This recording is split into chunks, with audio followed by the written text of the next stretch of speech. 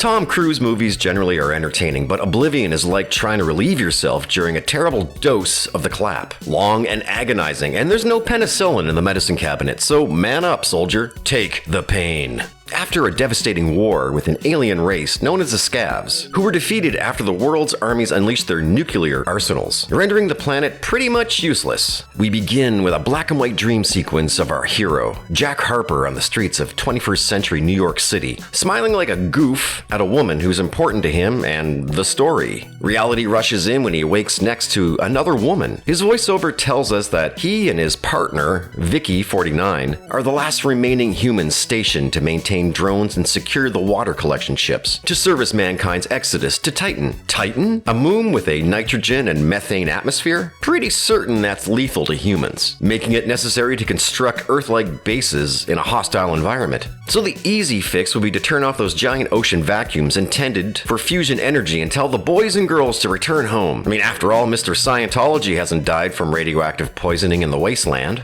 But you know, I'm happy for Jack about the mandatory memory wipe 5 years past, because I wish I could get mine now and forget about this movie and other disastrous life decisions I've made. But at least Jack and Vika are put up in a swanky 2001 A Space Odyssey condominium in a neighborhood that has a lot of growth potential. But you see, the couple are counting the days to when they are done with their rotation and leave for Titan to live out the rest of their days. Jack's job is to fly around in a testicle ship, repairing drones taken out by the remaining scavs waging guerrilla warfare. And it's on one such assignment we get a taste of the drone's disposition.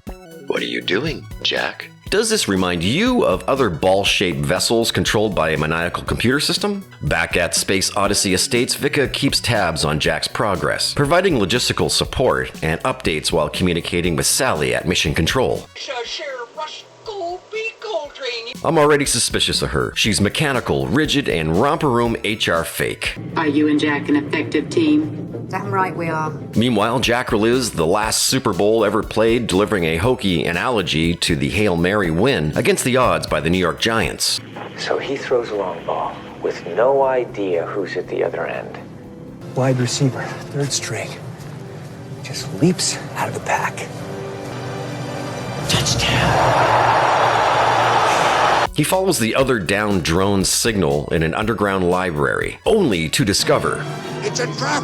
Someone has set the signal, but it couldn't be the Scavs. And why? The Scavs just sort of dart around rather than killing him, observing him. Very strange, especially since they're sworn enemies. And conveniently, he finds a book of certain significance. How significant, I don't know. Was this planted like the drone signal? Time will tell, but in Oblivion, time is gratuitously abundant. You'll be delighted to know that in exchange for the time watching this, you're served plenty of oh-so-clever story hooks. Remember Jack's Super Bowl yarn?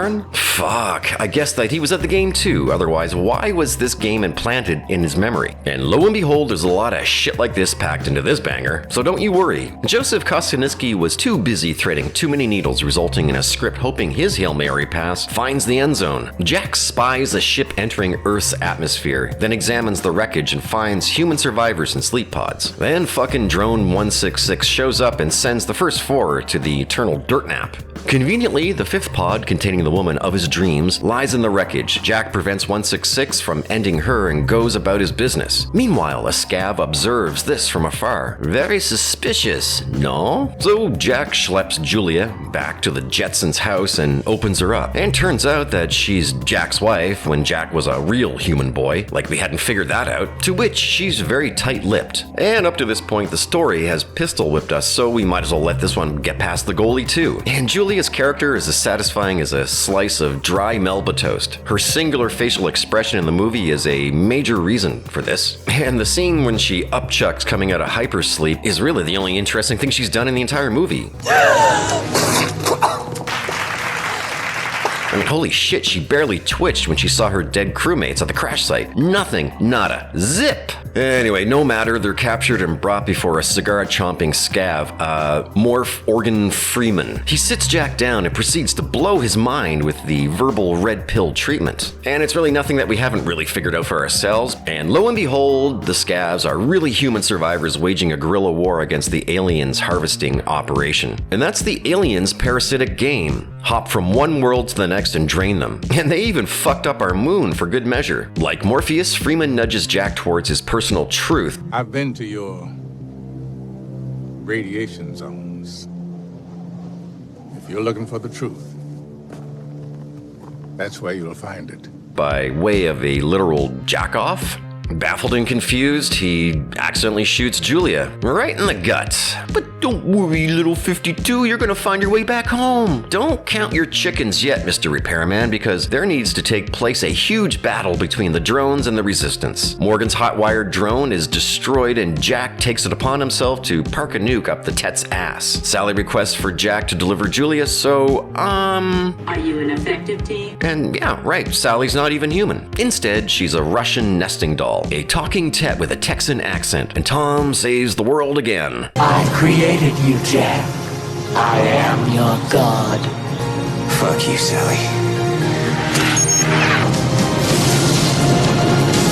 A devastated world, but a world nonetheless. Julia wakes up in her safe space to witness the Tet and Jack vaporized in orbit. But don't you worry, this won't be Julia's last vacant reaction because sometime later the Freedom Fighters and replacement Jack arrive. For maximum closure, Oblivion is equivalent to an attractive pig that tries to trick us into thinking it's a beautiful lady. It's plump with fatty story ideas that winds up being anemic and thin in the end. Yes, this is a very good looking pig, but because it's wearing lipstick doesn't remove the fact that it's just another pig in a pen, slowly chewing on soy. And there you go, folks. Oblivion in a nutshell, under glass. Do you agree with my critique? Let me know in the comments section. And before I sign off, thanks for tuning in. And before you clock out, please consider supporting my channel by hitting the like button, give this video a thumbs up, and above all, subscribe if you like this content. On that note, I will catch you in the next one.